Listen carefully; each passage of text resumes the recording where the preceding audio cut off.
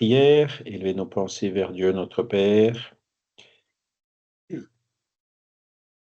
auteur de toutes choses, et vers tous ces bons esprits qui nous envoient en permanence pour nous aider à comprendre ces lois naturelles, surtout celles qui gouvernent le monde spirituel et les relations entre le monde spirituel et le monde physique.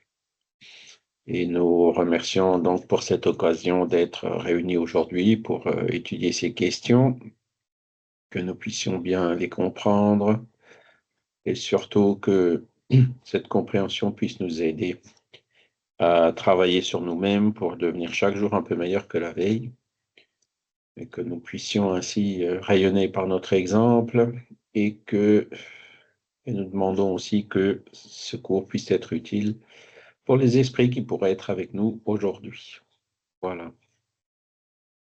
Donc, je vous montre le programme à l'écran.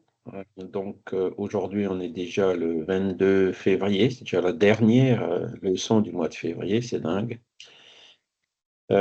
Et donc, on change de module, hein, on a terminé l'introduction à l'étude du spiritisme. Le deuxième module, il parle de Dieu. Hein, et ce premier guide d'étude, c'est les preuves de l'existence de Dieu. Alors, ça peut paraître un peu prétentieux hein, de parler des preuves de l'existence de Dieu, puisque, bon, qu'est-ce que c'est qu'une preuve hein, je le dis toujours, les preuves absolues n'existent qu'en théorie, hein, et les preuves absolues n'existent que dans les mathématiques. Hein, mais dans tout ce qui est science pratique, on a plutôt des éléments de preuve ou une convergence de preuves. Mais les preuves absolues n'existent pas dans tout ce qui est science physique ou humaine ou même philosophique hein, pour étudier des notions comme celle de Dieu qu'on va étudier aujourd'hui. On verra ce qu'en dit le spiritisme. Voilà. Et donc, le but aujourd'hui, ça va être de lister et d'analyser ces preuves relatives hein, de l'existence de Dieu et de définir Dieu, qu'est-ce que c'est que Dieu selon la philosophie spirit. D'accord? Alors, les références, vous les trouverez essentiellement tout au début du livre des esprits, hein, puisque c'est les questions numéro 1 à 15 ou 20, je ne me rappelle plus exactement, qui parlent de Dieu. Donc, Kardec, quand il a compilé le livre, quand il l'a organisé, il a choisi sciemment de parler de Dieu en premier. Hein. Pourquoi? Parce que c'est quand même une pierre assez fondamentale des questions philosophiques ou existentielles qu'on peut se poser. En gros, c'est pour ça qu'il a fait ce choix. Hein. Et donc, on verra la définition un peu plus loin. Et Kardec a posé la question aussi aux esprits, mais comment on peut prouver l'existence de Dieu? Hein. Et les esprits lui ont répondu, la preuve de l'existence de Dieu peut être trouvée dans un axiome que vous appliquez à vos sciences. Il n'y a pas d'effet sans cause. Cherchez la cause de tout ce qui n'est pas l'œuvre de l'homme et votre raison vous répondra. Donc, c'est assez osé, quoi. Les esprits renvoient à la loi de causalité, hein, qui est une loi qu'on admet partout, hein, euh, dans toutes les sciences, dans les enquêtes policières, criminelles ou ailleurs. Hein. Il n'y a pas d'effet sans cause. Rien ne peut pas faire quelque chose. Hein.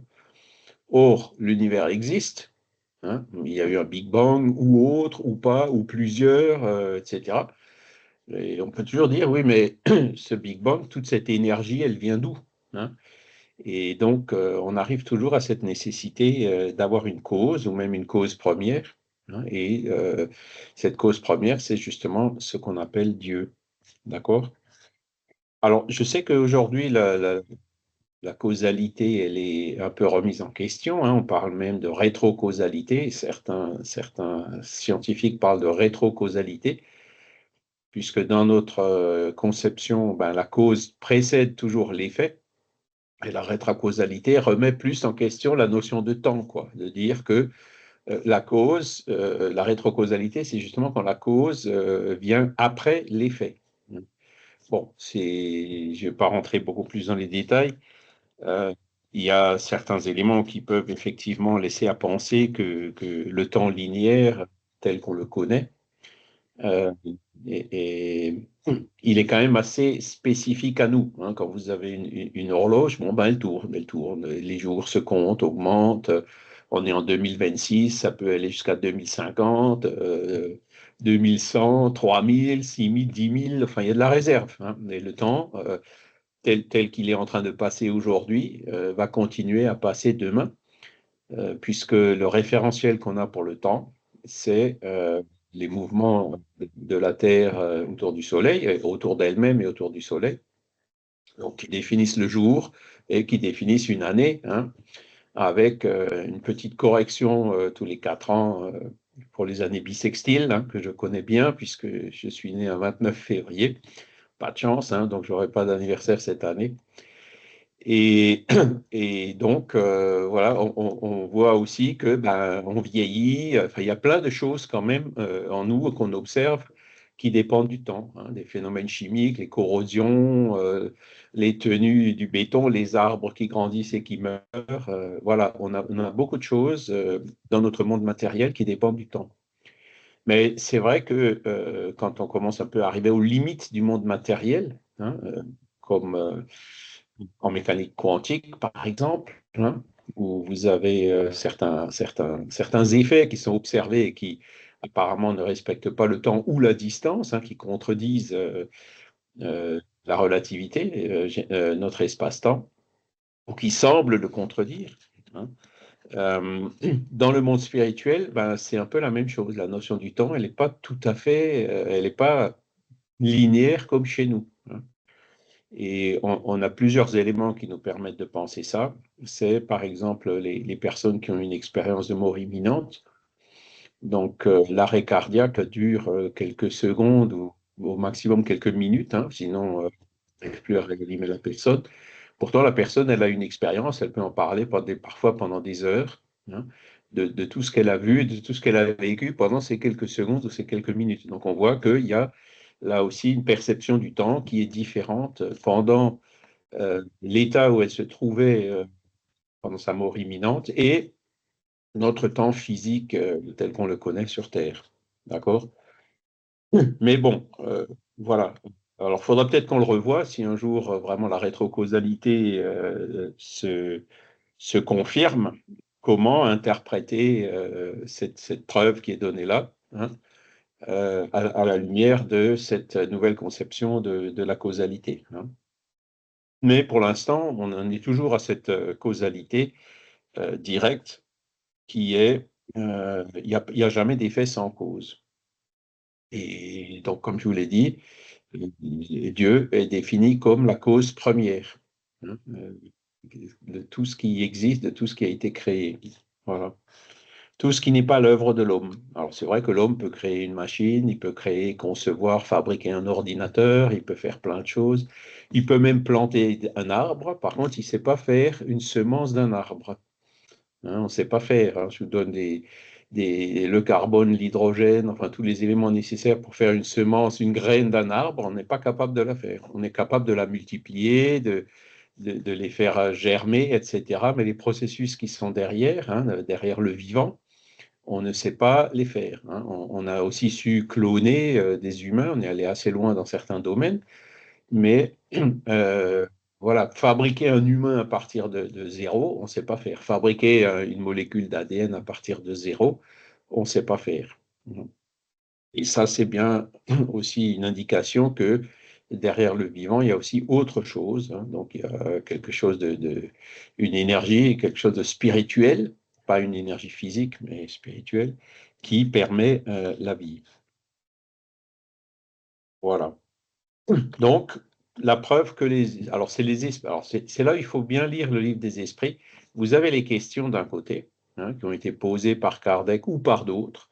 Vous avez les réponses qui ont en général été données par les esprits. Et après, vous avez des commentaires en dessous. Et ces commentaires, ils ont été écrits par Kardec lui-même. Didier? Non, c'est juste parce que je vois, il y a Géraud qui attend dans le lobby et je veux Ah, bien autant l'inviter, pour moi. mais bon, je sais pas qui c'est, donc voilà. Je suis désolé. Voilà.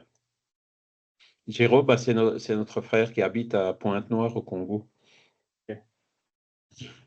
et qui, grâce à la technologie, peut être avec nous. Bonjour, Jérôme.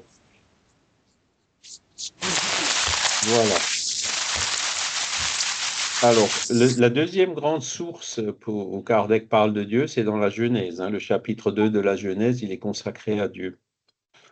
Et donc là, est-ce qu'on peut voir Dieu? Est-ce qu'on peut le percevoir directement? Non, ben non, on peut pas. Il y a des personnes peut-être qui prétendront qu'elles ont vu Dieu ou qu'elles ont vu Jésus ou Marie ou quelque chose d'autre, mais voilà, c'est dans les conditions normales, on ne le voit pas.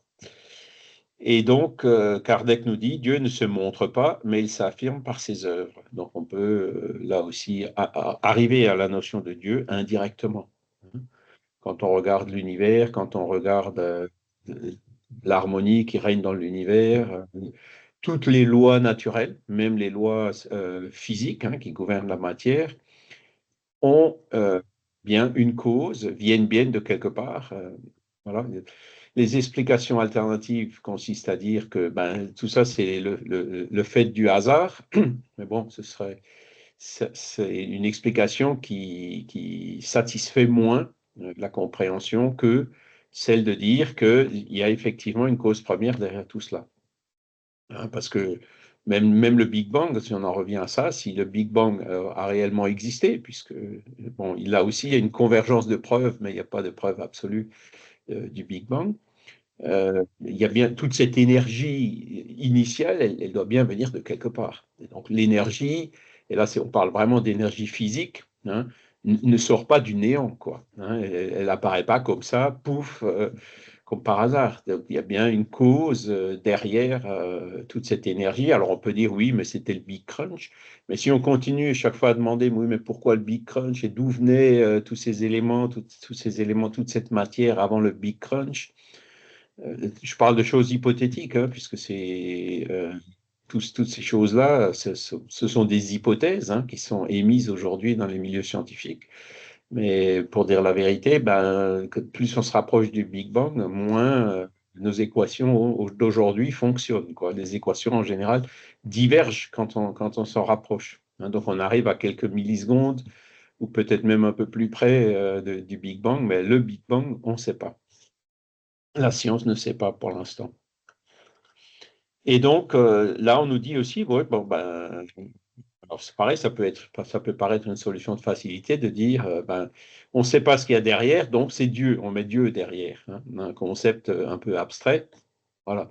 Mais il vaut mieux mettre Dieu comme cause première que de mettre le hasard, puisque là, ça ne tient pas. C'est comme quand vous prenez l'apparition de la vie sur la Terre, c'est même le premier être vivant monocellulaire, avec déjà des molécules d'ADN, ben, la probabilité pour que cette molécule se soit faite au hasard, même à partir des éléments, des briques qui pouvaient exister dans des mares ou des choses comme ça, elle est pratiquement nulle. Hein. Donc, que l'apparition de la vie sur Terre ne peut pas être le fruit du hasard. Alors, toujours dans la Genèse, Kardec il insiste un peu plus en disant l'existence de Dieu est donc un fait acquis, non seulement par la révélation, donc les esprits qui sont venus se communiquer ont dit oui, Dieu existe, en donnant des éléments de définition, mais par l'évidence matérielle des faits. Hein. Donc, l'univers est là. Je pense donc je suis, comme disait, c'était qui ça? Shakespeare, je crois. Hein. Euh, et donc, il y a bien quelque chose derrière. Nous sommes là, nous existons, nous parlons, nous avons notre individualité. Donc, on vient bien de quelque part. Oui, ben, on vient de notre parent. Oui, ah, d'accord, notre corps, oui, et notre esprit, il vient d'où? Hein. Comment est-ce que notre esprit a été créé? Hein. Donc, on est toujours. Plus on pose des questions comme ça, en remontant chaque fois de l'effet à la cause, on arrive à cette nécessité d'une cause première, et puis c'est ça qu'on appelle Dieu. Et c'est ce qu'on nous donne Voilà, les peuples les plus sauvages n'ont pas eu de révélation et cependant ils croient instinctivement à l'existence d'une puissance surhumaine. Alors là, il parle des peuples les plus sauvages. Bon, alors on peut traduire ça dans des mots d'aujourd'hui. Ben, dans toutes les cultures indigènes qu'on trouve partout, il y a cette notion, cette idée hein, qu'il y a une puissance euh, plus grande, invisible, surhumaine, qui existe quelque part et qui gouverne aux choses. Hein. Donc, que vous alliez d'un côté de l'univers à l'autre, pardon, de la Terre à l'autre, vous trouverez cette même croyance fondamentale. Et pourquoi on la trouve partout? Eh ben, c'est certainement parce que elle a euh, c'est pas par hasard non plus, c'est parce que par l'intuition, par l'inspiration, tout le monde est arrivé à cette même constatation. Didier? Oui, par rapport à les peuples les plus sauvages, déjà le vocabulaire, je pense, est un peu problématique, mais ok, c'est de l'époque de Kardec. Alors, moi, je ne suis pas du tout ethnologue, donc je n'y connais strictement rien, mais il me semble quand même que beaucoup de peuples avaient ce qu'on appelle des chamans ou des druides qui étaient en contact Oui. d'esprit. Et j'ai quand même l'impression qu'ils avaient aussi un contact avec l'autre, enfin l'autre là, avec le monde des esprits d'une manière générale, on va dire.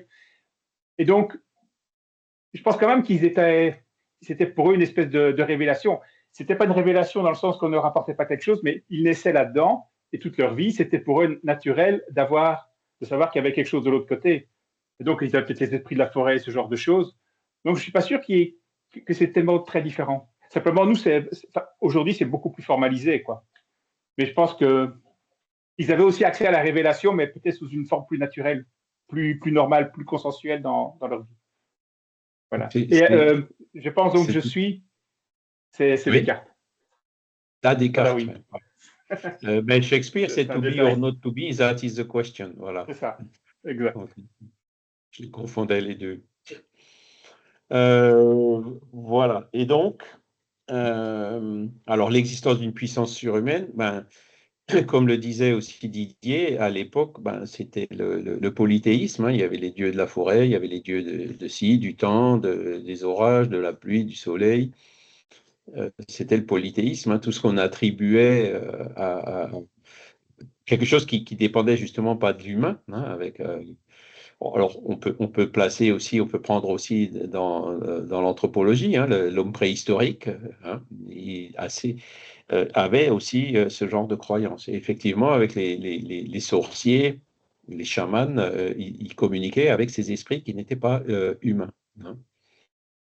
Voilà. Franck. Oui, c'était une petite réflexion au sujet du fait de dire une chose existe, donc à partir du moment où elle existe, elle a une cause, et cette cause finalement reflète une volonté.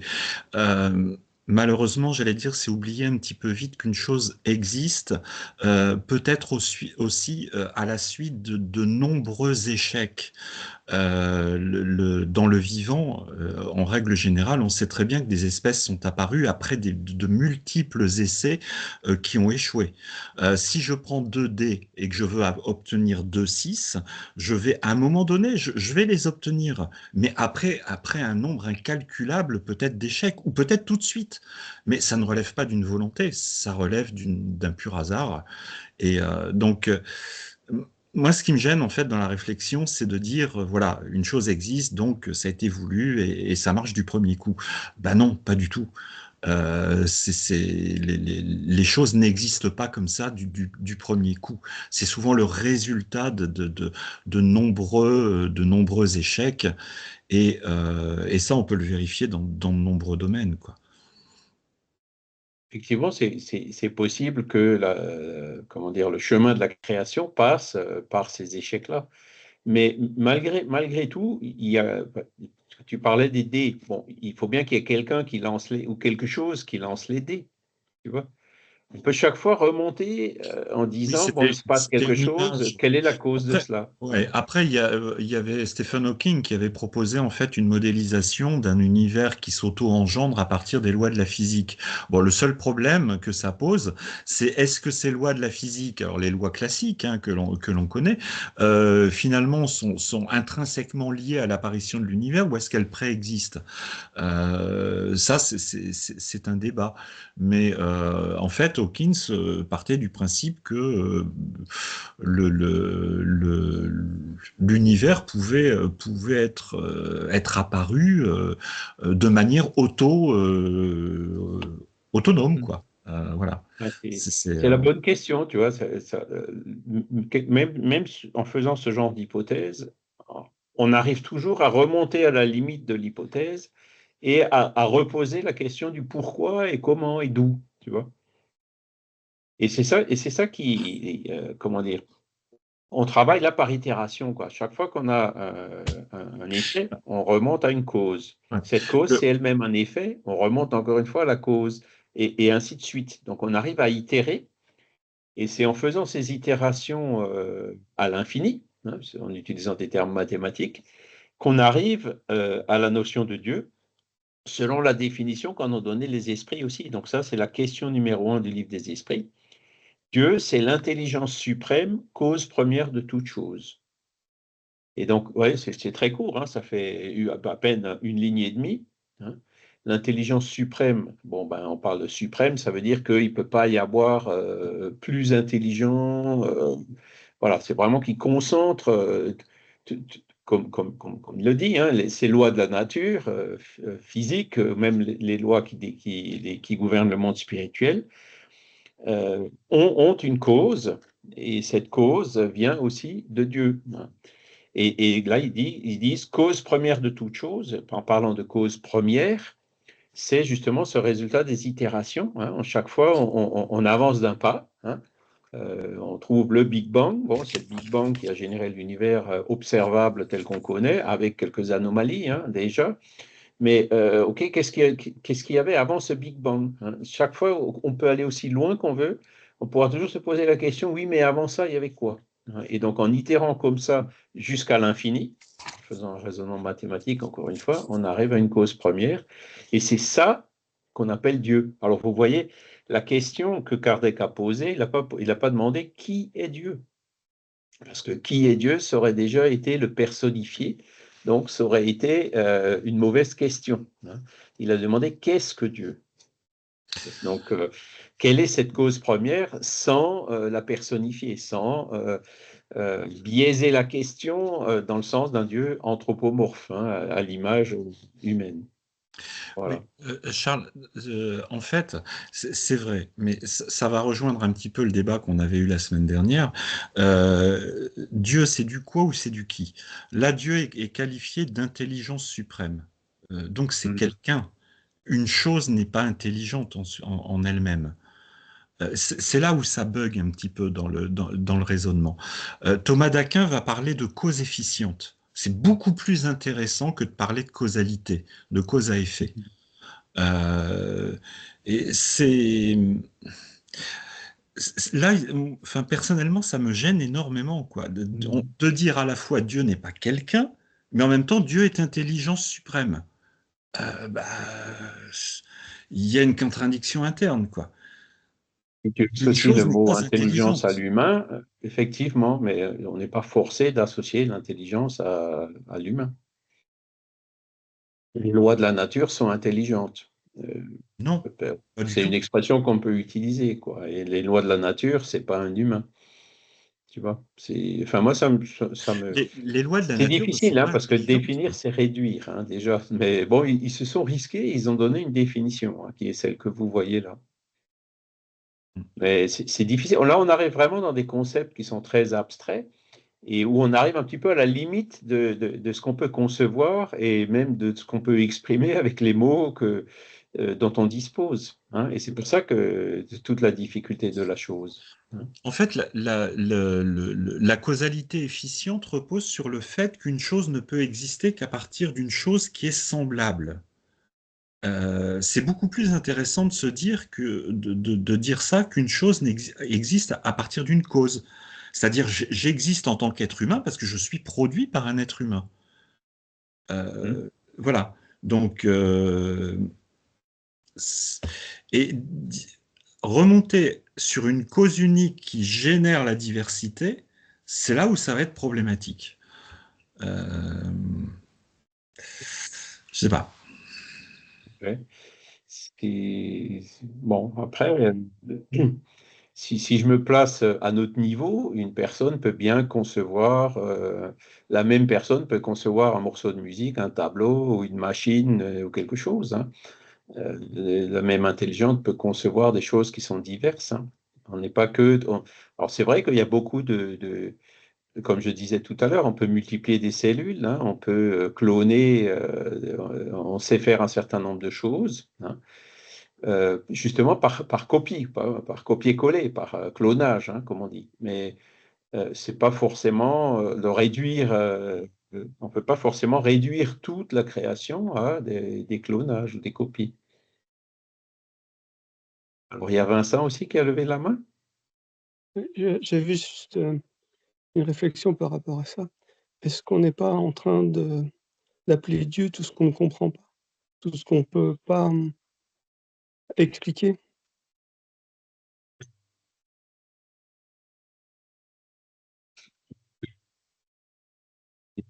C'est sûr qu'on n'arrive pas, nous, à l'infini, hein. Là, on raisonne sur l'infini, hein. En mathématiques, on arrive à raisonner sur l'infini, hein. Je disais, quand j'étais plus jeune, on avait fait de la géométrie descriptive. Et la géométrie descriptive utilise beaucoup ce genre de raisonnement avec le plan à l'infini, etc., hein. Et on peut faire des raisonnements justes sur des notions d'infini, hein. Donc voilà. Alors c'est sûr que Dieu, on n'arrive pas à l'expliquer plus que ce qui est écrit là, ou peut-être il y a des tentatives, comme le dit Franck, Thomas d'Aquin, qui ont aussi des explications très pertinentes sur Dieu, hein. Mais voilà, c'est vrai qu'à un moment donné, on ne peut pas aller plus loin. La nature intime de Dieu, on ne peut pas la connaître, hein. Et si on avec, au niveau de compréhension où on est aujourd'hui, aller plus loin, on se perd. Il y a plusieurs personnes qui ont essayé, hein, dans différents sens, dans différentes directions, et ils ne sont pas arrivés à des résultats beaucoup plus. Ils se sont un peu perdus dans leur raisonnement, si vous voulez. Je cite un exemple, hein, c'est Arthur d'Anglemont qui avait écrit des livres sur ce qu'il appelait, lui, l'omnithéisme. Mais moi, personnellement, je ne comprends pas. Quand j'ai commencé à lire quelques pages de ces livres-là, mais je me suis arrêté parce que je me suis dit, ça va trop loin et là, je ne comprends plus, quoi. Et c'est pour ça que, alors je suis peut-être, vous me direz, je manque un peu d'esprit de curiosité pour aller chercher le fond des choses. Moi, je m'en suis arrêté à cette définition qui a été donnée par les esprits. Moi, personnellement, ça me suffit, hein, pour arriver à cette intime conviction, hein, qui est celle de chacun, chacun étant libre d'en avoir une ou pas, que effectivement, il y a bien une cause première, donc que Dieu existe dans ce sens-là. Mais Par cette exemple, conviction sur un remplace d'autres, du genre le bonhomme sur son nuage, ou les conceptions qu'on a pu avoir avant, que j'ai pu avoir avant en provenant de mon éducation religieuse. Oui, ben, Vincent. on ne sait pas comment germe une graine, on ne sait pas comment se construit un fœtus dans le ventre de sa mère. On le sait, on sait qu'il se construit, mais Oui. bon, on commence à comprendre, ce que sont les cellules souches et les choses comme ça, mais, comment ça se structure? C'est une imagi Nous, on imagine que c'est le Père Esprit, mais est-ce que c'est est-ce que c'est une émanation de Dieu, le Père Esprit? On ne sait pas. Et comme dans la graine, est-ce que la graine, c'est Dieu qui l'a fait germer? C'est quoi? Cause première de toute chose. Donc, effectivement, toute chose, il y a les lois de la nature qui sont dedans. Les lois de la nature incluent la loi de reproduction, le fait que les graines germent, le fait que cette première cellule fécondée, ce premier ovule fécondé, cette cellule souche première se divise et ensuite prend des formes en 3 dimensions et se spécialise suivant les différents organes du corps physique. Bon, voilà, on l'observe très bien, mais effectivement, quelle est la cause de tout cela? C'est là où, pour l'instant, la science s'arrête, hein. Et le spiritisme, grâce aux esprits, on a avancé d'un pas en plus en disant, c'est le Père Esprit qui s'incarne, qui commence déjà à s'incarner dans cette cellule souche, qui sert de guide, de moule, hein, pour diriger, pour orienter ce développement, pour d'une cellule ou même d'un certain nombre de cellules souches au départ, réaliser un embryon avec un cœur qui commence à battre au bout de quelques semaines, etc. Donc, le modèle de tout ça, c'est le Père Esprit. Après, on peut demander, oui, mais d'où vient le Père Esprit? Là, on parle de l'évolution de l'âme, hein, l'évolution de l'âme, les formes de la vie. On a aussi une idée, puisqu'on connaît aujourd'hui à peu près comment la vie est apparue sur Terre, comment elle s'est complexifiée au cours du temps, d'abord dans l'eau, après en sortant de l'eau, pour faire les mammifères et pour arriver jusqu'à l'humain. Donc ça, on l'a bien observé. Mais qu'est-ce qu'il y a derrière? Eh ben, si on reprend la philosophie spirit, les livres de Gabriel Delanne, par exemple, eh ben, c'est effectivement le principe spirituel, hein, donc le Père Esprit qui a évolué de ses formes primitives jusqu'à la forme humaine qui est aujourd'hui, quoi.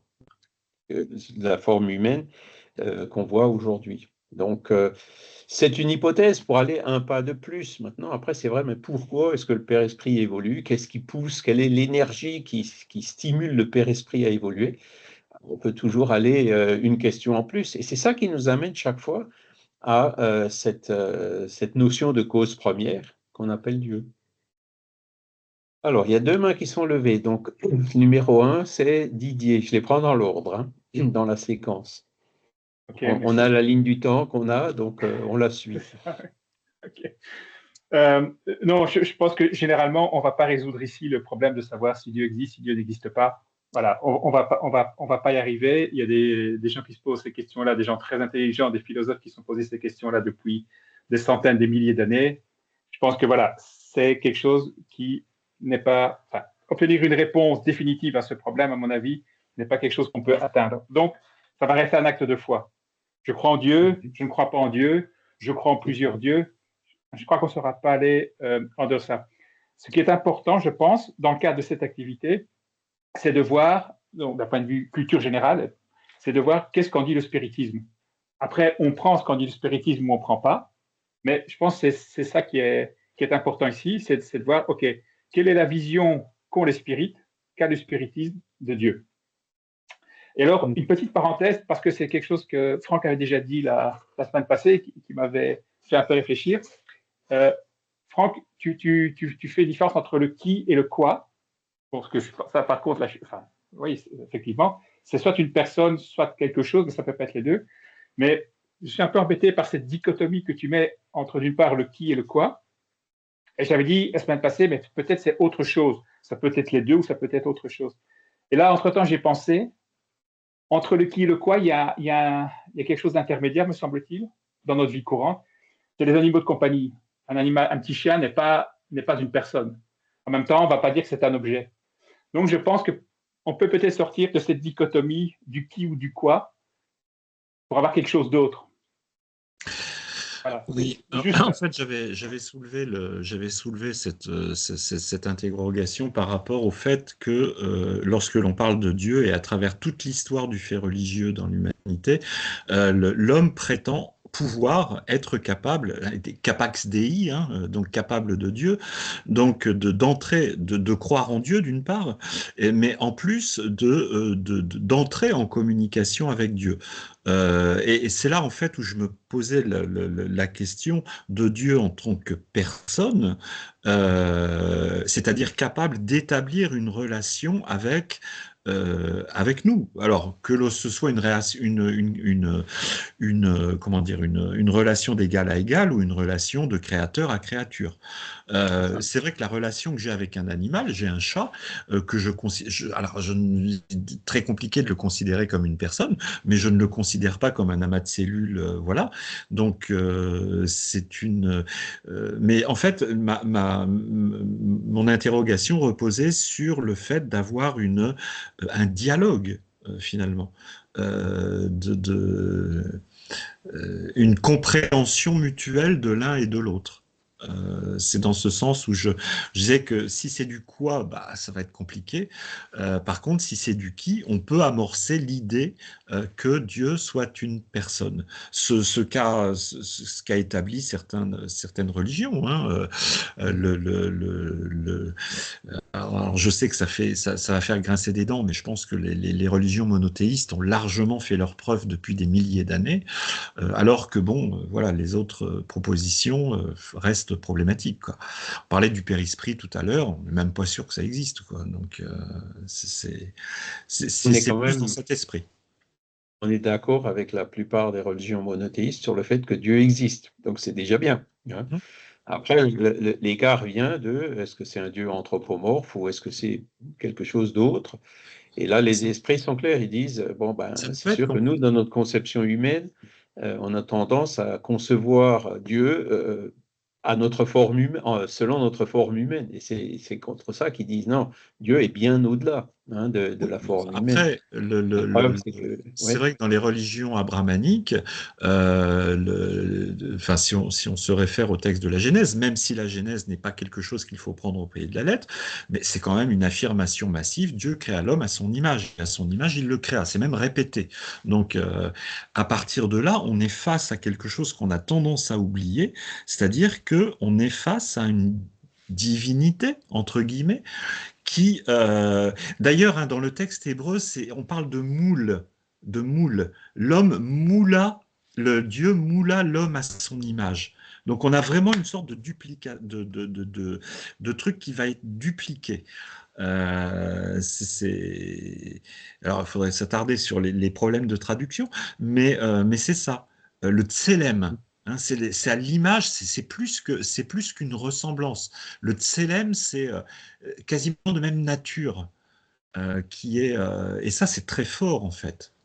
Parce que généralement, dans toutes les autres théologies, bah, l'être humain, c'est soit un truc voilà, créé un peu par hasard et puis on s'en occupe plus, tandis que là, il y a vraiment une reconnaissance mutuelle entre le créateur et la créature. Bon. l'interprétation que le spiritisme donne. Ah, je vais passer la parole à Eliane aussi, parce que ça fait un moment qu'elle a levé la main. Je te répondrai après, Franck. Oui, moi je suis allée un jour dans un Carmel, j'avais été invitée par des personnes, et puis j'ai eu cette constatation quand je les ai vus prier. Je me suis dit, mais en fait, c'est comme une équation mathématique ou une musique. Il y avait quelque chose d'adéquation entre Dieu et elle, comme s'il y avait des vibrations qui étaient exactement sur la même longueur d'onde. Il y avait quelque chose de... bon, je ne veux pas dire qu'on ne pouvait pas le toucher.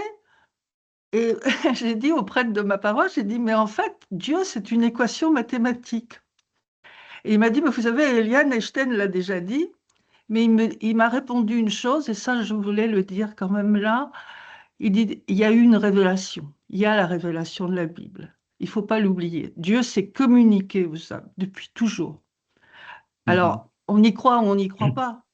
Et même dans le livre des esprits, c'est une révélation. C'est-à-dire, on essaie quand même de nous faire passer un message. Et je reviens, excusez-moi, mais en J'en fait, prie. moi, je suis une maman de famille nombreuse. D'accord? Donc, j'ai eu beaucoup d'enfants. Et à chaque fois, je me suis dit, mais comment dans mon ventre, il peut y avoir cet enfant qui vient? Et pour finir, j'ai un petit-fils qui a 3 ans. Il va avoir une petite sœur ou un petit frère. C'est la cause à effet. Et les parents lui ont dit, bah, tu vas avoir un petit frère ou une petite sœur. Et elle a dit, oui, mais comment ça se fait? D'où il vient? Où il est? Comment il est venu dans ton ventre? Je veux dire que l'être humain, aussi petit qu'on soit, on se pose des questions. Et ça, on ne C'est peut pas clair. l'éviter. Voilà. Mhm. C'est clair, et moi je suis d'accord autant avec Didier quand il dit que c'est un acte de foi. Et c'est vrai que moi je croyais en Dieu déjà par mon éducation catholique, et après ben, j'étais devenu indifférent mais pas incroyant. Et c'est donc quand je suis tombé sur ces définitions du livre des esprits, je me suis dit, ah ben là, effectivement, là, il y a quand même un peu plus de raisonnement qui permet de confirmer cette croyance, quoi. Mais effectivement, comme le dit Didier, il y en a qui croiront, il y en a qui ne croiront pas. Ça, c'est du ressort de chacun, quoi. Mais ce raisonnement qui consiste à dire il n'y a pas d'effet sans cause est quand même un raisonnement assez fort, hein, par rapport à ce qu'on voit aujourd'hui. Par rapport à ce que disait Franck aussi, il parlait, alors ça me revienne,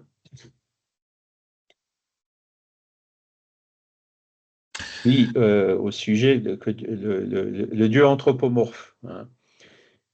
Ce qu'il faut savoir, c'est que entre l'homme et Dieu, il y a encore beaucoup d'autres créatures, hein. Il y a les purs esprits, ceux qui se réincarnent même plus. Eux, ils sont où là-dedans? Est-ce qu'ils ont aussi été créés à l'image de Dieu ou pas? Et nous, on est... Parce qu'en fait, une Alors, des difficultés justement de l'existence de l'âme et de l'existence de Dieu, c'est les personnes qui résistent beaucoup à croire qu'il peut exister quelque chose de supérieur à l'humain, de supérieur à ce qu'ils sont eux-mêmes, hein. Il y a un peu ce genre de réaction qui constitue un frein et qui, à mon avis, nourrit beaucoup les personnes, l'athéisme et le matérialisme. Et donc, voilà, alors que Dieu a créé l'homme ou l'humain à son image, on peut aussi l'interpréter d'une façon différente, de dire, là aussi en cohérence avec ce que disent les esprits, c'est qu'on a tous été créés simples et ignorants, mais avec un potentiel d'évolution qui peut aller jusqu'à Dieu. On peut aussi l'interpréter comme ça. ouais, sauf que enfin, dans la vision biblique, c'est totalement l'opposé, quoi. Donc, dès le début, la création du monde et j'allais dire, le fait d'enfanter, et même si effectivement il y a toujours en arrière-plan cette histoire de chute qu'il ne faut pas perdre de vue pour bien comprendre, entre guillemets, la dramaturgie qui est mise en place dans la Genèse. Ève dira, j'ai acquis un homme avec l'aide de Dieu, quoi. Ils n'étaient pas plus bêtes à l'époque, ils savaient très bien comment on faisait les enfants, quoi. Donc, il y a cette petite phrase qui est quand même extrêmement importante. Dieu d'emblée destine l'être humain à un destin immense et non pas à évoluer.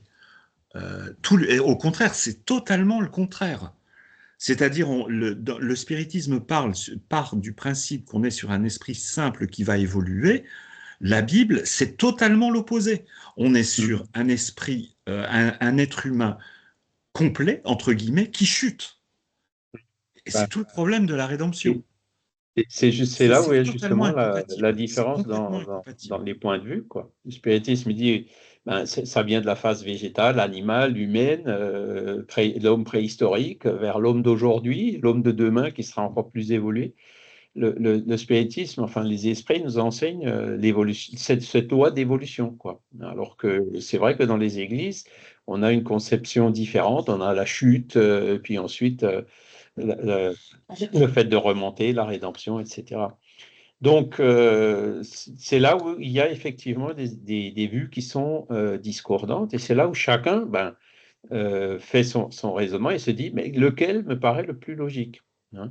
La Bible, c'est sûr, ce sont des références qu'il faut prendre en compte, hein, mais il faut aussi se remettre dans le contexte de l'époque.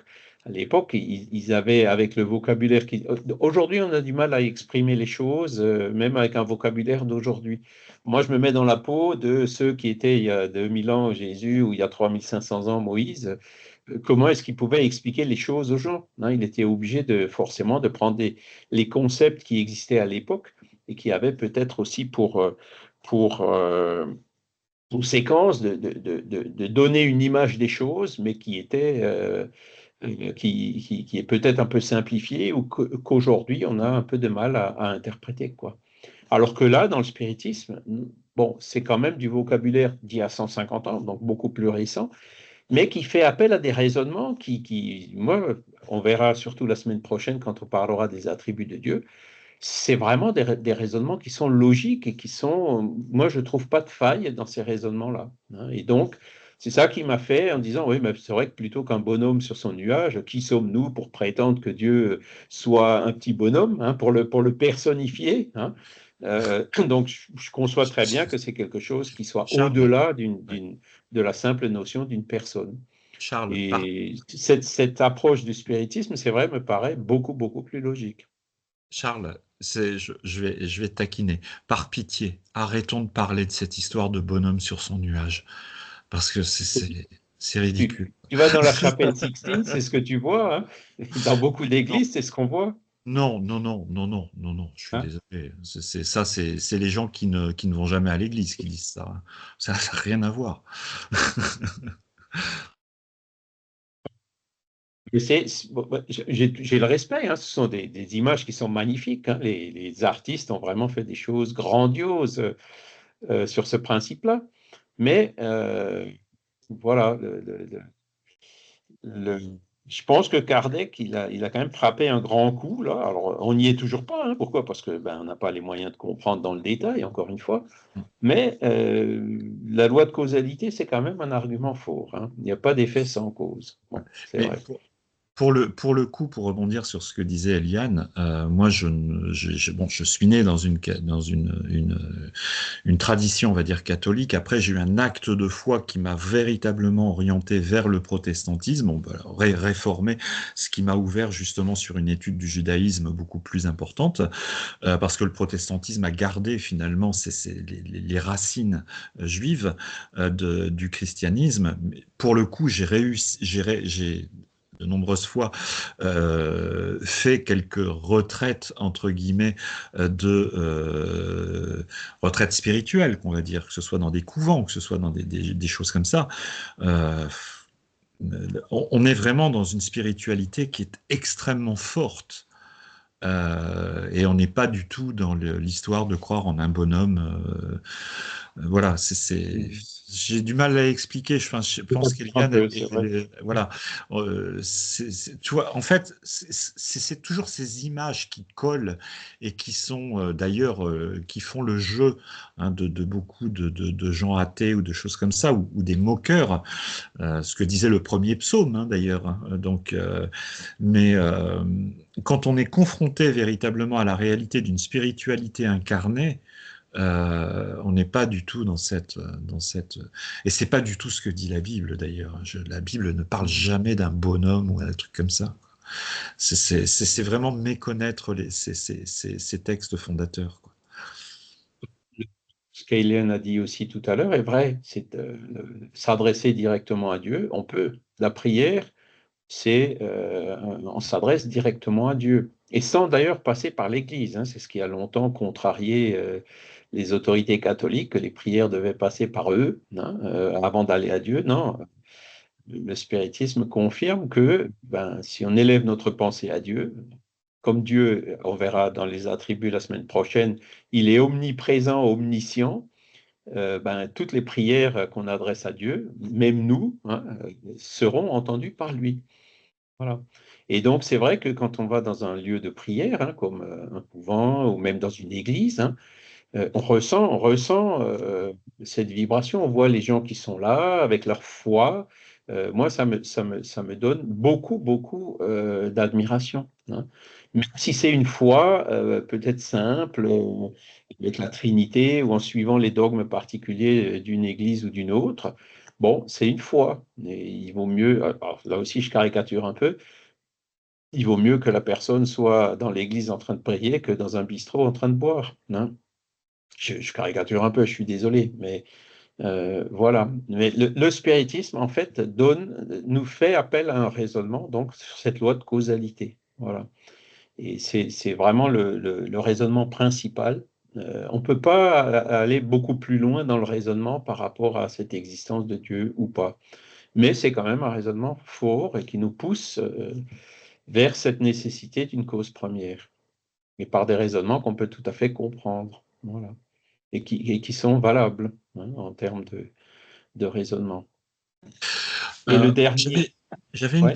une petite remarque, peut-être que Didier pourrait intervenir. Enfin, c'est vrai que là, on parle et on essaie de croire en l'existence de Dieu, de prouver l'existence de Dieu, d'avoir. Peut-être faudrait-il parler de faire l'expérience de Dieu. Et je crois que je crois que la foi repose sur une expérience de Dieu et non pas sur une croyance. Et là, Oui. bah, ça fait pas beaucoup avancer le schmilblick, hein, parce qu'une expérience, c'est très subjectif, hein, c'est très personnel. Mais C'est- ça Quand me on fait dit, penser toujours à ce que disait André Frossard. Sa conversion, il avait rendez-vous avec une nana, était fou amoureux et tout. Et donc, il arrive en avance. Elle arrive en retard. Et bah, pour combler le retard, pour attendre son retard, bah, il y avait une église à côté. Il rentre dans l'église et boum. Voilà. Et à tel point qu'il a oublié son rencard, quoi. Donc, Mhm. ouais, c'est une expérience, quoi. C'est quelque chose qui est. Le fait d'y croire ou de ne pas y croire, déjà, ça appartient à chacun, donc c'est subjectif, hein, euh, et faire l'expérience de Dieu, c'est vrai qu'à partir du moment euh, où par le raisonnement, on arrive effectivement à renforcer cette conviction que Dieu existe, il y a un effet clair sur nous, hein, ça change un petit peu notre conception, ça change notre vie. Et moi, je vais même un peu plus loin, je dis, on sent que par cette ouverture, cette avancée qu'on a pu faire dans ce sens-là, il y a quelque part une intégration qui se fait avec ce qu'on appelle l'ange gardien ou le guide spirituel, tous ces esprits qui sont intermédiaires entre nous et Dieu, qui sont plus élevés que nous, qui nous montrent le chemin, justement, la prochaine étape pour arriver vers cet infini, hein, qui est Dieu. Et je pense aussi que ces expériences qu'on peut avoir, comme tu viens de décrire, Franck, en allant dans une église ou quelque chose, le fait de découvrir quelque chose, c'est comme s'il y avait un chemin qui s'ouvrait devant nous et qui nous permet justement d'avancer, quoi. Alors que, à l'inverse, hein, l'athéisme, j'ai jamais été athée, donc j'ai un peu de mal à concevoir qu'est-ce qui peut se passer dans la tête d'un athée. Mais c'est quelque part plutôt une porte ou un chemin qui se ferme. Voilà, moi je suis déjà tout, j'ai déjà tout, j'ai pas besoin de quelque chose qui est au-dessus de moi, etc. Bon, même l'athée peut penser qu'il a encore des choses à apprendre, qu'il peut avancer ou évoluer dans ses connaissances et tout. Mais voilà, le fait d'ouvrir justement cette porte pour aller plus loin et même jusqu'à l'infini, c'est quand même quelque chose c'est subjectif, certes, mais comme on l'a vu tout à l'heure, hein, on retrouve cette idée-là partout. Donc, c'est qu'il y a quand même quelque chose d'universel derrière ce subjectif. Didier. Oui, je vais juste répondre enfin, vu qu'il m'a demandé mon avis, je vais Oui. tâcher de le donner par rapport à la foi et par rapport à l'expérience de Dieu. Je pense justement qu'en fait, pour moi, c'est l'inverse. Une fois qu'on a fait l'expérience de Dieu, ce qui n'est pas du tout mon cas, je tiens à préciser tout de suite, on n'a plus besoin de la foi. Je prends un exemple. Je ne sais pas si vous allez le voir, ouais, vous le voyez. Ça, c'est un verre d'eau, de l'eau pétillante. Je n'ai pas besoin de croire que c'est un verre d'eau avec de l'eau pétillante. Je sais que c'est un verre d'eau avec de l'eau pétillante. Et pour moi, en fait, la foi, on en a besoin tant qu'on n'a pas fait une vraie expérience de Dieu. On peut avoir fait une expérience partielle, mais une fois qu'on est sûr et certain, pour autant que ça puisse exister, on n'a plus besoin de la foi parce que c'est clair, quoi. Si je me replonge un peu dans l'univers spiritiste, ce que j'avais compris quand je pratiquais ou quand je lis des messages que d'autres ont eus, c'est qu'en fait, pour beaucoup d'esprits, Dieu est une évidence. Dieu est là. Sa pensée est là. Ils ressentent Dieu. Pour eux, Dieu est une évidence. Ce qui n'est pas notre cas. Dieu n'est pas du tout une évidence pour nous, sinon on ne serait pas en train d'en discuter. Mais pour eux, ils affirment l'existence de Dieu parce que c'est une évidence. Ils n'ont plus besoin d'avoir la foi. C'est une évidence qui s'impose à eux et ils ne savent pas faire autrement. Donc voilà, je pense que notre gros problème à nous les hommes, c'est que Dieu n'est pas une évidence, clairement. Nous ne le ressentons pas par nos sens. Voilà. L'évolution ne nous a pas donné un capteur qui nous permet de voir Dieu. Alors peut-être on va parler des médiums et tout ça, mais enfin en général. Et un gros problème que nous avons, nous, c'est que lorsque quelque chose n'appartient pas à notre cadre de vie standard, on a beaucoup de mal à le conceptualiser. On a le même problème en physique. on va parler de l'espace-temps, c'est quelque chose, on peut raisonner avec des équations, mais on ne sait pas ressentir ça. Et je pense que c'est un peu ça notre limite. Dieu est en dehors de notre monde, certainement de nos sens, et donc il est inatteignable tant que nous sommes incarnés parce qu'il est en dehors de ce que l'on peut concevoir. Donc voilà, c'est un peu ce que je dirais. Alors, En fait, Didier, je valide ce que vous venez de dire. Après, une petite objection. Pour savoir ce qu'est l'amour, il faut tomber amoureux. Et je pense que pour savoir ce qu'est la foi, il faut peut-être faire l'expérience aussi de cette rencontre. Est-ce qu'on pourrait dire que... C'est un avis personnel, c'est tout. Peut-être que pour la la foi, ça demande une expérience intermédiaire alors. Une expérience qui ne va pas jusqu'à l'évidence. Et alors oui, je crois en Dieu, voilà, je crois en Dieu parce que j'ai fait une expérience d'un certain niveau qui me fait penser que Dieu existe et j'en suis convaincu, mais j'ai pas de preuve. Ouais. Sinon, Ouais. tu vois. Mais c'est C'est la grande thématique que pose Paul dans la lettre aux Romains. Qu'est-ce que la foi? Pourquoi certaines personnes ont la foi, pourquoi d'autres pas? Pourquoi cette foi, elle me colle à la peau en permanence? J'arrive pas à m'en débarrasser. Elle est là, elle me rappelle à l'ordre constamment. Et puis pas chez d'autres personnes. C'est un Mais questionnement qui est... le spiritisme, la philosophie spirit, elle a introduit aussi cette notion de foi basée sur un raisonnement. Pourquoi je crois en Dieu? Parce que j'ai compris la nécessité de son existence. Hein. Et donc, c'est sur la couverture de l'Évangile selon le spiritisme que vous voyez cette phrase de Kardec qui dit « Il n'y a de foi inébranlable que celle qui peut faire face à la raison, qui peut voir la raison face à toutes les époques de l'humanité. » Et donc, moi, tu me poses la question, est-ce que tu crois en la réincarnation? La réponse que je donne toujours, je dis, non, est-ce que tu crois à la loi d'attraction universelle? Hein?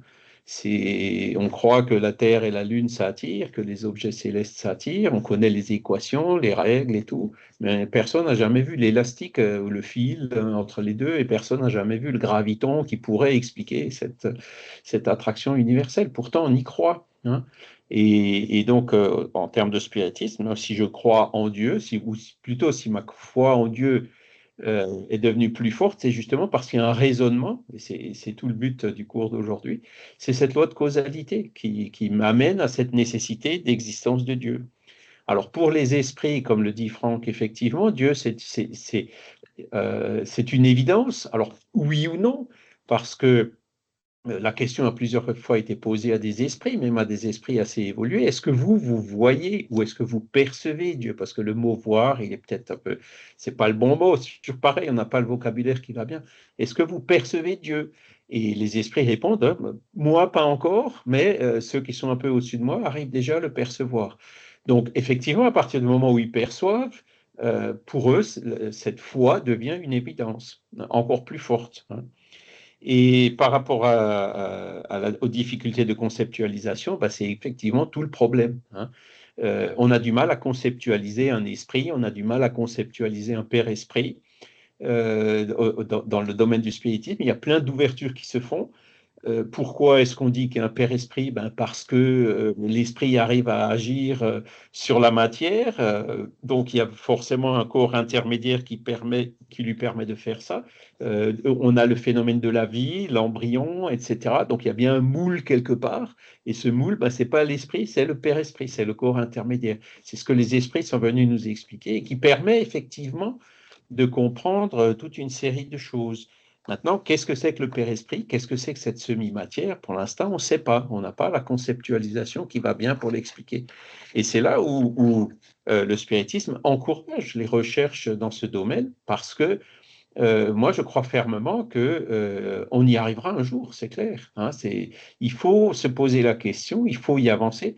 C'est dommage parce que toute cette intelligence qui aujourd'hui se confine dans les œillères du matérialisme pourrait certainement arriver à des conceptualisations beaucoup plus fortes et beaucoup plus claires de cette semi-matière, de ces autres formes de la matière, de ces tachyons, de cette matière super lumineuse, on peut l'appeler comme on veut. Et c'est pour ça que le spiritisme encourage toutes les études et les réflexions, les recherches qui sont faites dans ce sens. Voilà, pour qu'on arrive justement à mieux conceptualiser toutes ces notions. Eliane? Alors le micro est coupé. Votre micro est coupé. Donc, je voudrais poser une question à Ouais. Xavier sur saint Thomas d'Aquin. Hein, saint Thomas, je dis bien saint Thomas. En fait, saint Thomas nous explique que l'âme se joint à l'être humain à partir de la naissance dans chacune de ses cellules. Si je ne me trompe pas, il y a quand même cette perception de l'âme. Donc, cette âme, forcément, elle est là. Et c'est le Père-Esprit. Je veux dire, il y a une communication, quoi. Je veux dire, c'est là où moi je voudrais comprendre, hein, parce que on parle de l'âme, du Père-Esprit, et Thomas nous explique qu'effectivement l'âme, c'est jusqu'au bout des doigts, quoi. Il n'y a pas une cellule de notre corps où l'âme n'est pas. Si j'ai bien compris, hein, je veux dire, peut-être que je me suis trompée, mais j'ai l'impression quand même que cette notion de l'âme, dans le spiritisme, c'est un peu plus poussé, quoi. Je veux dire, on comprend qu'il y a une interaction entre notre corps, notre âme, par le Père-Esprit. Oui, et les esprits disent même que au moment de l'incarnation, hein, le Père-Esprit se lie au corps physique molécule à molécule. Il va même pas dire cellule à cellule. Hein. Molécule, c'est encore beaucoup plus petit qu'une cellule. Hein, que ce lien se fait molécule à molécule, effectivement. Donc, il n'y a pas une seule cellule de notre corps physique qui n'est pas reliée à notre âme. Voilà. Et après, bon, si pour les preuves de l'existence du Père-Esprit, il y en a d'autres. C'est là où les livres de Gabriel Delanne sont très intéressants. Donc lui, par le raisonnement, il est allé un peu plus loin, quoi, dans ses livres L'âme est immortelle ou L'évolution animique. Euh, hein, il prend tout un tas de phénomènes hein, qu'on peut observer, par exemple. Bon, toute la matière physique, hein, les cellules enfin, de notre corps physique, se renouvellent sans cesse. Hein. On assimile, on en élimine, et pourtant on reste quand même nous-mêmes. Hein. Et par exemple, il dit 4 ans ou 7 ans, en 7 ans, tous les atomes et toutes les molécules qui composent notre corps physique ont été renouvelés statistiquement. Enfin, voilà, ça dépend un peu moins vite pour les os, un peu plus vite pour d'autres organes. Et pourtant, on reste nous-mêmes. Donc, ça veut bien dire qu'il y a quelque part un moule qui est fixe, et puis la matière qui vient s'agencer en permanence, hein, pas seulement dans l'embryogénèse, mais en permanence pendant le phénomène de la vie. Et donc, ce moule, qu'est-ce que c'est? Bon, voilà, ben, l'explication spirit, nous dit que c'est le Père-Esprit. Alors, on reste le même à un détail près, c'est le vieillissement. La science a un peu de mal encore à expliquer le vieillissement. Bon, le spiritisme aussi, d'ailleurs, ça peut être lié au fluide vital, quoi. C'est-à-dire que on a une certaine quantité de fluide vital à la naissance, au moment pendant toute notre vie. Au fur et à mesure que ce fluide vital s'épuise, bon, bah, c'est là où il y a les rides qui apparaissent, les arthroses, et j'en passe, quoi. Hein. On pourrait l'expliquer comme ça, mais tout ça, ce sont des domaines, effectivement, où il faut continuer les recherches. Didier? Oui, je voulais rebondir sur ce que Franck avait dit par rapport à la foi. Pourquoi certaines personnes l'ont, pourquoi d'autres ne l'ont pas. Typiquement, moi, je ne l'ai pas. Je n'ai pas la foi. C'est quelque chose que, voilà, je pense que je suis imperméable à la foi, du moins pour l'instant. Par contre, je suis très fort dans le mental, toujours en train de réfléchir. Et c'est vrai que moi, par exemple, une approche de type spirit me parle beaucoup plus qu'un livre sacré. Donc, je pense qu'on est tous plus ou moins différents. Et certaines personnes vont être plus sensibles à certaines choses, d'autres à d'autres. Et bah, moi, c'est vrai, ça, je pense que Charles l'a déjà dit plusieurs fois, mais c'est le spiritisme qui me semble être ce qui me correspond le mieux en termes euh, de compréhension. Parce que je n'ai pas cette foi. Et c'est pas de ma faute, ni voilà, c'est juste, c'est juste comme ça, quoi. Et pourquoi je n'ai pas la foi, je n'en sais rien. Pourquoi d'autres l'ont, je n'en sais rien. Je constate juste que moi, ça marche pas avec moi. Tu vois. Oui, mais je comprends totalement. Après, la Bible, enfin, personnellement, je considère pas la Bible comme un livre sacré. C'est un ensemble de livres inspirés qui regroupent à la fois des textes narratifs, des poèmes, voilà. Mais oui, effectivement, c'est une question qui est, je ne sais pas si elle est insoluble ou pas. Peut-être que nous sommes, certaines personnes sont disposées à croire, d'autres prédisposés à avoir la foi. Peut-être que c'est chimique, hein, tout simplement, au niveau du cerveau. Hein, voilà. Il ne faut pas éliminer toutes mais c'est un grand mystère. Je voulais rebondir sur ce que disait Eliane. En fait, quand Thomas d'Aquin parle de l'âme qui est intimement liée au corps dès la conception, c'est tout simplement en fait par rapport à cette histoire la résurrection de la chair, puisqu'en fin de compte, l'homme la résurrection se fait corps-esprit. Donc, il ne peut pas y avoir de décalage entre l'apparition de l'un et l'apparition de l'autre. C'est aussi la raison pour laquelle, en fait, surtout dans l'Église catholique, il y a ce refus, voire cette condamnation de toute interruption volontaire de grossesse, quoi, parce que dès les premiers instants du fœtus, l'âme est comprise C'est c'est encore très un point logique, sur hein. lequel C'est très logique dans le paradigme chrétien et catholique, mais c'est la raison pour laquelle. Après, voilà, moi personnellement, je suis pas fan à 100% de Thomas d'Aquin. Je trouve qu'il a dit des choses extrêmement pertinentes. Euh, mais voilà quoi. Donc, c'est encore un point sur lequel le spiritisme est d'accord. Hein. La philosophie spirit dit aussi que l'incarnation de l'âme se fait dès le moment de la conception. Et donc, à partir de là, ben, ça pose des questions éthiques hein, par rapport à l'interruption volontaire de grossesse, puisque l'interruption à l'IVG revient à expulser quelque part cette âme de l'embryon dans lequel il était déjà incarné, quoi. Hein, c'est-à-dire l'embryon, c'est déjà une personne humaine, vivante, quoi. C'est pas tout simplement une chose, une partie du corps de la mère. sauf que Euh, cette position n'est pas sans problème parce que ça a fait culpabiliser énormément de femmes. En plus, il y a des grossesses non désirées, il y a des grossesses qui sont des véritables crimes hein, dans le cadre des viols. Je crois qu'il faut justifier, enfin condamner une interruption volontaire de grossesse après un viol au nom d'une soi-disant, personnellement, je vais pas sur ce terrain-là. C'est totalement condamnable de culpabiliser quelqu'un, surtout une femme, parce que c'est toujours le même problème. Hein. Les hommes, ils ont le beau rôle.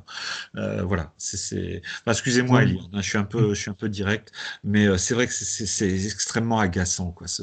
dans le Tout beau est, rôle, mais c'est toujours les mecs qui décident finalement. Ça, c'est intolérable au bout d'un moment. à partir du moment où ils décident, ils prennent une part de la responsabilité. Ça, c'est clair. Hein. Ils s'en tirent pas comme ça. Hein. Voilà. Alors, il y a un dernier point qu'on n'a pas vu encore, c'est la question du panthéisme. Hein. Et Dieu est-il un être distinct ou serait-il, selon l'opinion de quelques-uns, la résultante de toutes les forces et de toutes les intelligences de l'univers réunies? C'est la question qui correspond au panthéisme. Et les esprits répondent, s'il en était ainsi, Dieu ne serait pas, car il serait l'effet et non la cause. Il ne peut être à la fois l'un et l'autre. Et donc l'argument que les esprits nous donnent par rapport au panthéisme, c'est que justement, toujours sur ce même argument de cause et d'effet, il ne faut pas les confondre, quoi. C'est-à-dire, on ne peut pas confondre une machine avec l'ingénieur qui l'a conçue. On ne peut pas confondre une maison avec l'architecte qui l'a conçue. On voit bien qu'il y a une différence entre la créature et la création, hein, le créateur et la créature. Et donc ça, c'est l'argument qui nous pousse à dire non, toutes les intelligences de l'univers ont été créées par Dieu, mais ne sont pas Dieu, hein. Et donc faire la différence entre la créature et le créateur. Ça, c'est pour répondre à cette doctrine panthéiste qu'on avait trouvé un petit peu, alors c'est assez subtil, dans le positivisme, qui était donc un courant assez fort à l'époque de Kardec. Didier? Alors, je pense qu'il y a une suite à cette réponse, ou alors c'est des autres questions, mais je pense qu'il y a une suite à cette réponse qui dit l'homme ne pouvant être Dieu se veut au moins être une partie de celui-ci. Oui, c'est vrai. C'est juste C'est ça. vrai. Et ça, je reconnais bien le style esprit où on te met la petite baffe qui va bien, quoi. Ben voilà, c'est ça. C'est-à-dire, euh, moi, je suis une parcelle de Dieu, hein, ça me grandit quelque part. C'est un petit peu. Mais j'aime bien cette idée-là parce que ça me grandit. Ben, pourtant, c'est pas comme ça, hein. On a toujours cette tendance à vouloir un fond d'orgueil qu'on peut avoir en nous. Et c'est vrai qu'un peu plus loin, enfin, je pense que c'est à peu près au même endroit, vous voyez, c'est toujours le livre des esprits, question 14, c'est dans les toutes premières questions, il y a effectivement cette remarque. Et le Dieu anthropomorphe, c'est un petit peu pareil, hein. On a du mal à concevoir autre chose, donc hop, on conçoit Dieu selon notre image. Voilà. Donc, ça, c'est ce que... Alors, vous pouvez regarder plus loin dans le support, hein, il y a tous les détails, toutes les références, si vous voulez remonter à la source pour essayer de comprendre un peu plus. Mais en gros, c'est très difficile, quoi. Essayer d'aller plus loin, d'essayer de comprendre un peu mieux la nature intime de Dieu. Les esprits nous disent clairement, n'allez pas, contentez-vous de le fait d'être convaincu qu'il existe, mais n'allez pas plus loin parce que vous allez vous perdre. Vous n'avez pas encore les moyens ou la capacité de comprendre de façon plus précise et de la nature intime de Dieu. C'est ce qu'ils nous disent. Et c'est là où aussi, quand les gens qui disent le spiritisme répond à toutes les questions, moi je dis toujours non, non, non.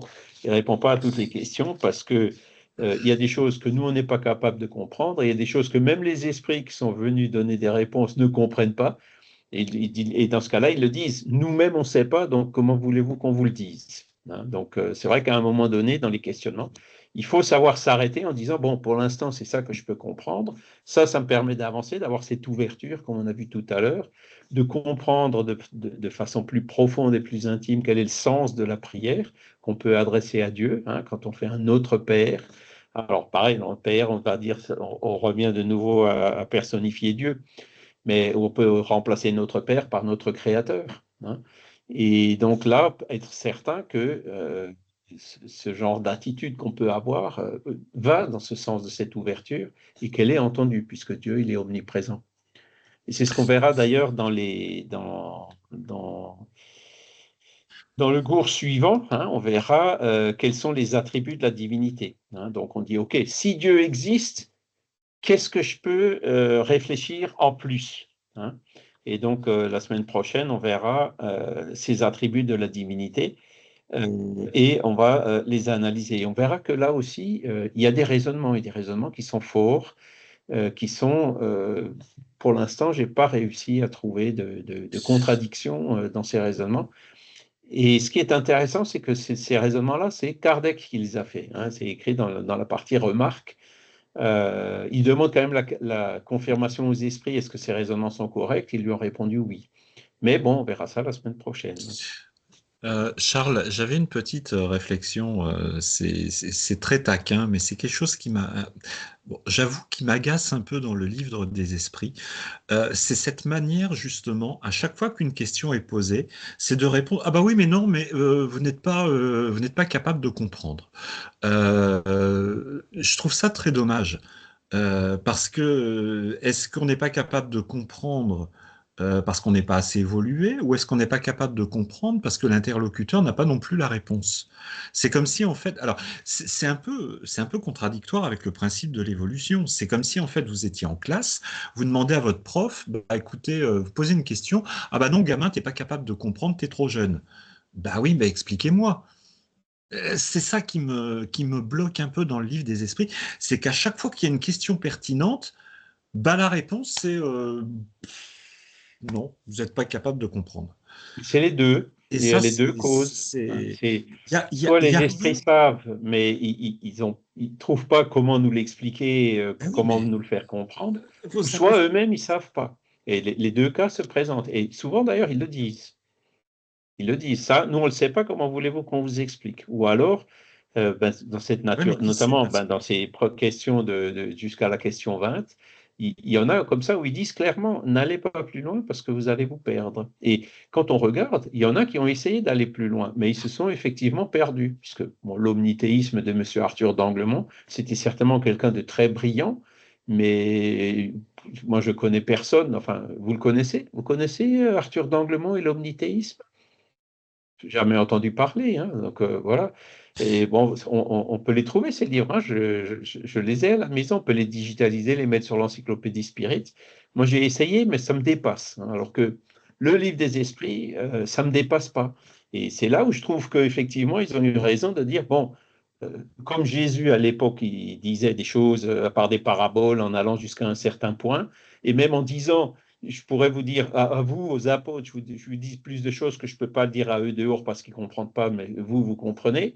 Et il disait toujours, il y a beaucoup d'autres choses qu'il faudrait que je vous dise, mais vous n'êtes pas encore prêt à les comprendre. Et ça, je pense qu'il faut qu'on ait, nous, l'humilité de reconnaître, effectivement, il faut qu'on y aille pas à pas, on ne peut pas faire comme ça un grand saut, on n'en est pas capable, hein, on n'est pas capable de comprendre certaines notions. On a cette difficulté de conceptualiser, comme le disait Didier tout à l'heure.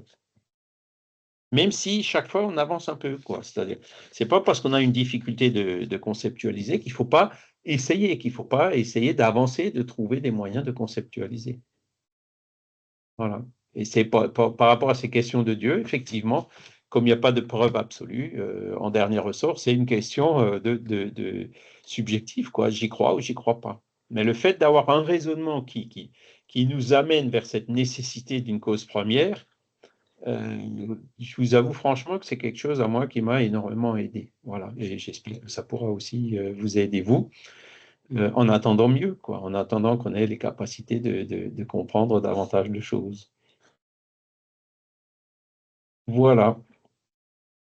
Alors aujourd'hui, je pense que je ne vais pas abuser plus de votre temps. Il m'avait semblé voir des choses dans la conversation, mais je vois que, en fait, les conversations, moi, je les vois jusque au début de l'année, même avant.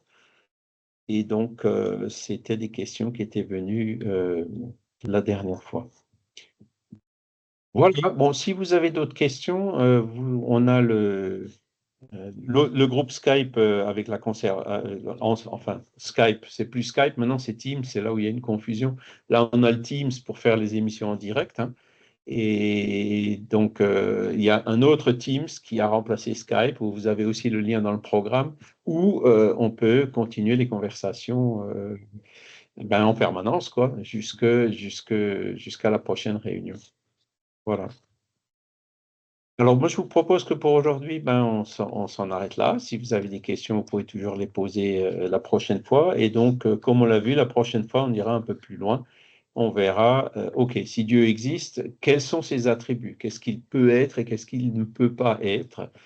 Et donc, c'est là où on avancera encore un pas de plus dans cette compréhension de la divinité, sans pour autant qu'elle soit complète, elle sera même loin d'être complète. Mais enfin bon, c'est ce qu'on peut savoir, c'est ce qu'on peut comprendre au point où on en est.